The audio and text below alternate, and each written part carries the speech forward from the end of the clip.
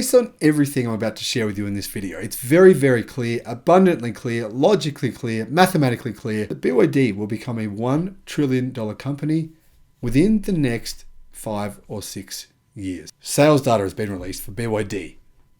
And, well, if you're a competitor to BYD, then you should be very, very afraid. Very, very afraid. BYD is still crushing it in China, of all places. And if you ever look at what just happened, right, in April, you'll see that this dominance is kind of scary because it's only going to grow this year. Hello, my friends. Welcome to the channel. I'm the Electric Viking.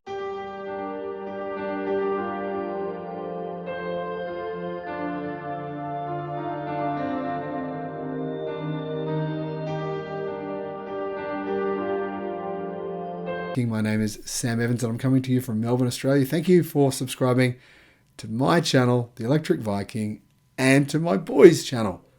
If you're not sure what I'm talking about, I'll put a link in the description below to their YouTube channel, Jack and Cal BMX.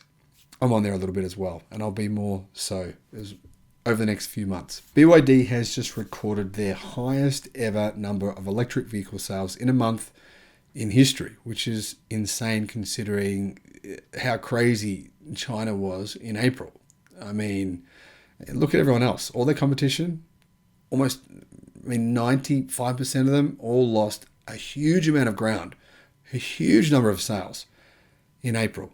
And somehow BYD increased their electric vehicle deliveries by 4,000 or 1,000 per week in this crazy market.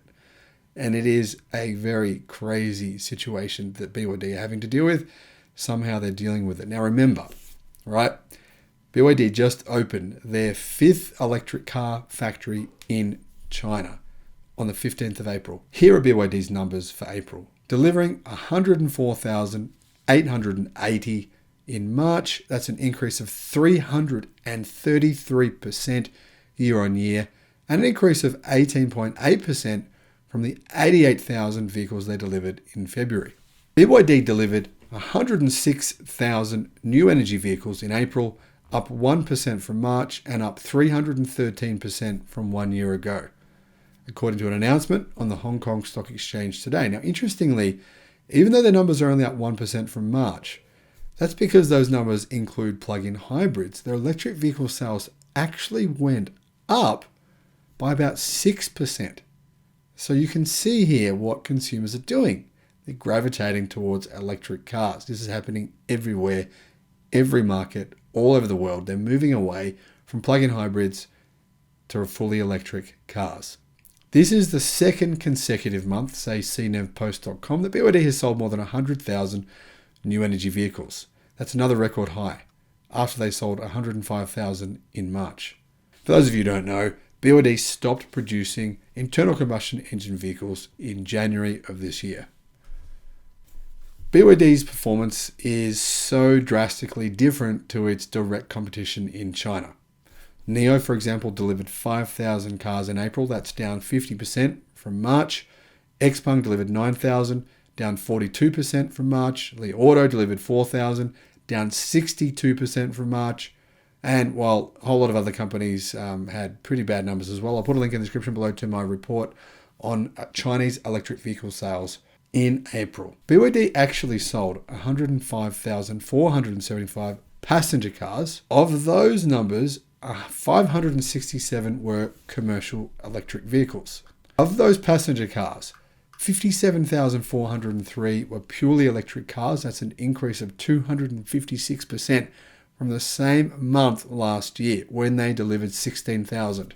The rest of them are all plug-in hybrids. They delivered 48,000 plug-in hybrids in April. So this means that from January to April, BYD sold 392,371 new energy electric vehicles, up 388% from 80,413 units in the same period last year.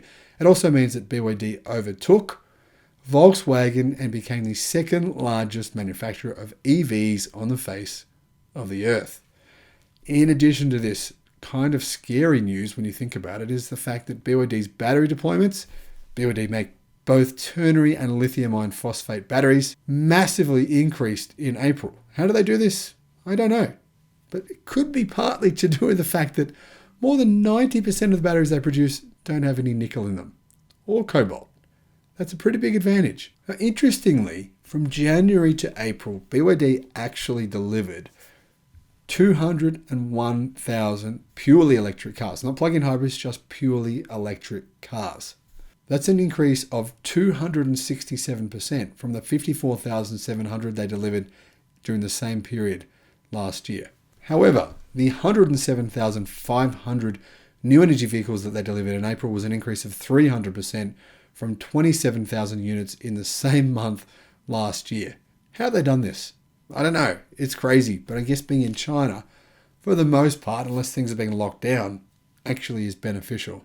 Plus, having a brilliant CEO, Wan Shanfu, also helps as well. And if you want to know about his life story, which is absolutely fascinating, and I think is part of the reason why he's such a visionary, such a good leader, then I'll put a link in the description below to the video I made about him and his upbringing. It's quite a fascinating story. Let's have a look at how BYD is going with batteries and why I think they may in fact surpass LG Chem as the second largest battery manufacturer within the next 12 to 18 months. In April, BYD deployed 6.24 gigawatt hours of batteries, which was an increase of 17% from 5.35 in March. And it was actually almost exactly triple the amount of batteries that they deployed in the same month 12 months ago. How do they do that? That's triple the battery deployment. I mean, look at Legacy Auto. That would be a dream for them if they could make that happen. But for some reason, they can't. Now, here's a few bits of interesting information for you. BYD Han. The new BYD Han was launched on the 10th of April, and it received nearly 50,000 pre-orders within 6 hours, all in China alone. In addition, we learned on April the 14th that BYD is planning to build a $2.2 billion battery project in Guangxi. This project apparently will be finished in about a year from now, with a planned annual capacity of 45 gigawatt hours per year to begin with. But even more important than that, and kind of the scary part I was talking about at the start of this video, the company currently has 19 completed and planned battery production bases with a combined capacity of 421 gigawatt hours per year. 421 gigawatt hours per year.